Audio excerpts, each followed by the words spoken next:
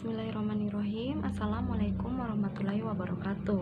Perkenalkan, nama saya Nurfida dengan NIM 2129213844 dari Prodi Teknik Perkapalan. Baik, langsung saja saya di sini akan menjelaskan lanjutan dari peristiwa penting dalam perkembangan bahasa Indonesia dari tahun 1936 sampai dengan tahun 1993. Oke, langsung saja pada pembahasan. Yang pertama, pada tahun 1936, Sultan Takdir Ali Syabana menyusun tata bahasa baru bahasa Indonesia. Yang kedua, tahun 1942 sampai 1945, masa pendudukan Jepang, Jepang melarang pemakaian bahasa Belanda yang dianggapnya sebagai bahasa musuh. Penguasa Jepang terpaksa menggunakan bahasa Indonesia sebagai bahasa resmi untuk kepentingan penyelenggaraan administrasi, pemerintahan, dan sebagai bahasa pengantar di lembaga pendidikan. Sebab bahasa Jepang belum banyak dimengerti oleh bangsa Indonesia. Hal yang demikian menyebabkan bahasa Indonesia mempunyai peran yang semakin penting. Yang ketiga, tanggal 18 Agustus 1945, bahasa Indonesia ini dinyatakan secara resmi sebagai bahasa negara sesuai dengan bunyi Undang-Undang Dasar 1945 Bab 15 Pasal 36 yang berbunyi bahasa negara adalah bahasa Indonesia.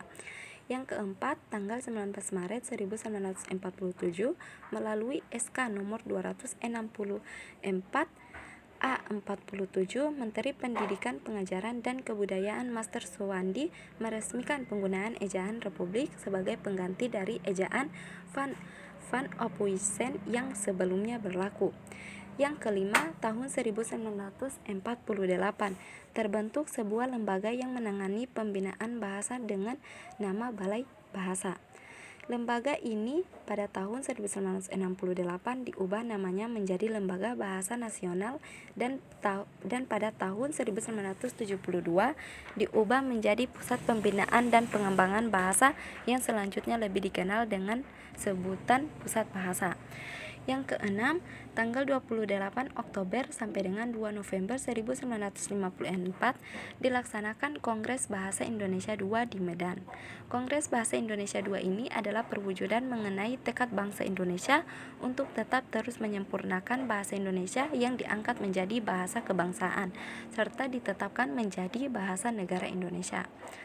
Yang ketujuh, tanggal 16 Agustus 1972, Presiden Republik Indonesia pada masa itu yaitu Presiden Soeharto meresmikan penggunaan EYD atau Ejaan Bahasa Indonesia yang disempurnakan melalui pidato kenegaraan di depan sidang DPR yang dikuatkan pula dengan keputusan Presiden nomor 57 tahun 1972.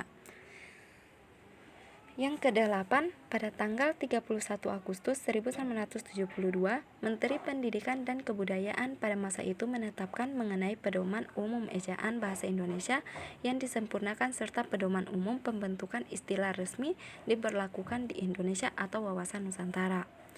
Yang kesembilan, tanggal 28 Oktober sampai 2 November 1978 dilaksanakan Kongres Bahasa Indonesia III di Jakarta. Kongres tersebut untuk memperingati Hari Sumpah Pemuda ke-50. Selain telah memperlihatkan kemajuan perkembangan dan pertumbuhan bahasa Indonesia, juga telah berusaha untuk memantapkan kedudukan serta fungsi bahasa Indonesia itu sendiri. Yang ke-10, tanggal 21 sampai 26 November 1983 dilaksanakan Kongres Bahasa Indonesia IV di Jakarta. Kongres ini dilaksanakan dalam rangka memperingati Hari Sumpah Pemuda yang ke-55. Dalam putusannya disebutkan bahwa pembinaan dan pengembangan bahasa Indonesia harus lebih ditingkatkan agar amanat yang tercantum di dalam garis-garis besar haluan negara yang mewajibkan kepada seluruh warga negara Indonesia untuk menggunakan bahasa Indonesia dengan baik dan benar dapat tercapai semaksimal mungkin. Yang ke-11, tanggal 28 Oktober sampai dengan 3 November 1988 dilaksanakan Kongres Bahasa Indonesia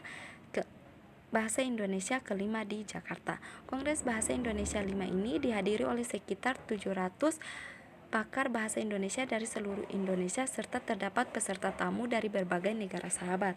Kongres tersebut ditandatangani dengan dipersembahkannya karya dari Pusat Pembinaan dan Pengembangan Bahasa kepada para pencinta bahasa Indonesia di Nusantara, yaitu Kamus Besar Bahasa Indonesia serta Tata Bahasa Baku Bahasa Indonesia.